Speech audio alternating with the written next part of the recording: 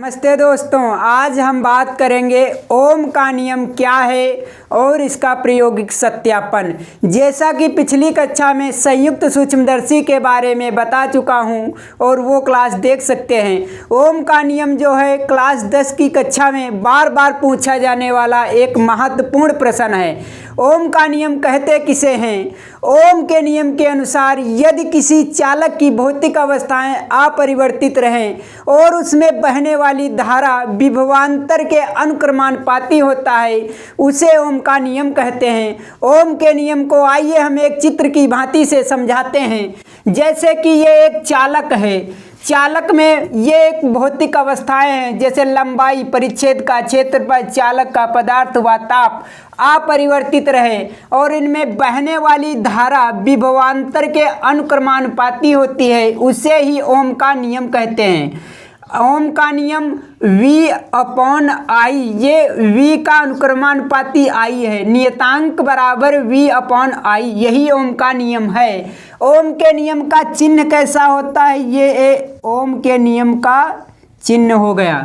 और इसके बाद में जो ओम के नियम का पालन करते हैं उन्हें अमोय चालक कहते हैं, और जो ओम के नियम का पालन नहीं करते हैं उन्हें अनमोय चालक कहते हैं। आइए अब हम समझते हैं ओम के नियम का प्रायोगिक सत्यापन। ओम के नियम के प्रायोगिक सत्यापन के लिए हमें एक यूरेका या मैग्नीन का तार लेना पड़ता है। उसमें बैटरी, धारा नियंत्रक, वोल्टमीटर, अमीटर और कुंजी और प्रतिरोध तार होता है। आइए हम उसे एक चित्र की भाषा से समझाने का प्रयास करूंगा। ये देखिए, यहाँ पर एक बैटरी लगी हुई है, ये एक तार है, इसमें ये एक बैटरी लगी है। यहाँ पर धारा नियंत्रक है,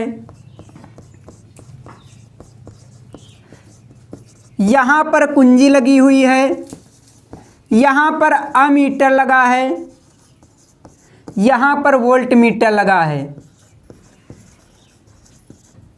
यहाँ पर प्रतिरोध तार है। प्रतिरोध के विशेष बात का ध्यान रखना चाहिए कि वोल्टमीटर जो है प्रतिरोध के बीचों बीच लगा होना चाहिए। अब इसमें धारा कैसे पहुंचती है? जैसे ही परिपथ में हम कुंजी लगाते हैं वैसे इसमें धारा प्रवाहित होने लगती है।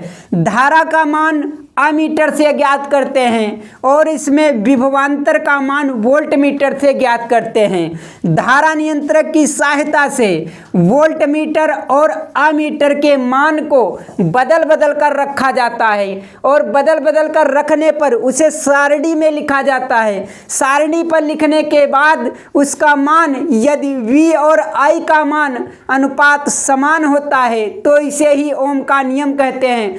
यदि V और I के अनुपात का नियम बराबर नहीं होगा तो ये सिद्ध नहीं हो पाएगा कि ओम का नियम सही है। और जैसे कि V और I के बीच में एक सरल ग्राफ बनता है, R बराबर V/I इसका सूत्र होता है। अब हम बात करेंगे श्रेणी क्रम में प्रतिरोध। श्रेणी क्रम में प्रतिरोध कैसे लगा होता है? श्रेणी क्रम में 3 प्रतिरोध होते हैं। उसमें पहला प्रतिरोध इस प्रकार जुड़ा होगा कि उसके दूसरा सिरा दूसरे प्रतिरोध के साथ जुड़ा होता है और दूसरे प्रतिरोध का सिरा तीसरे प्रतिरोध के साथ जुड़ा होता है। आइए हम बताते हैं, जैसे चित्र की बात से यहाँ पर ये R1 एक प्रतिरोध है, यहाँ से यह इसका पहला सिरा, यहाँ ये इसका दूसरा सिरा, दूसरे सिरे से दूसरा सिरा जुड़ा है और दूसरे सिरे का जो तीसरा सिरा है वहाँ से तीसरा सिरा जुड़ा हुआ है। और इसका जो प्रतिरोध होता है वो अनुक्रमानुपाती होता है। जैसे R बराबर R1 plus R2 plus R3, ये इसका सूत्र है। श्रेणी क्रम में प्रतिरोध ज्ञात करने के लिए R बराबर R1 plus R2 plus R3 इसका सूत्र है।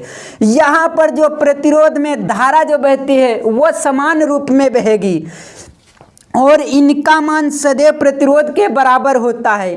तीसरा है समांतर क्रम में प्रतिरोध। समांतर क्रम में प्रतिरोध किस प्रकार से प्रतिरोध जुड़े होते हैं? इसमें एक बैटरी लगी होती है और कुंजी लगी होती है। इसमें प्रतिरोध के ए और बिंदु पर, दोनों बिंदुओं पर तीनों प्रतिरोध एक ही जगह पर मिलते हैं। जैसे चित्र में यहाँ से ये एक R1, ये R1 प्रतिरोध है, यहाँ ए बिंदु से चला बी बिंदु पर जुड़ा है। R2 प्रतिरोध ए बिंदु से बी बिंदु तक, ए बिंदु से R3 प्रतिरोध बी बिंदु पर जुड़ा हुआ है।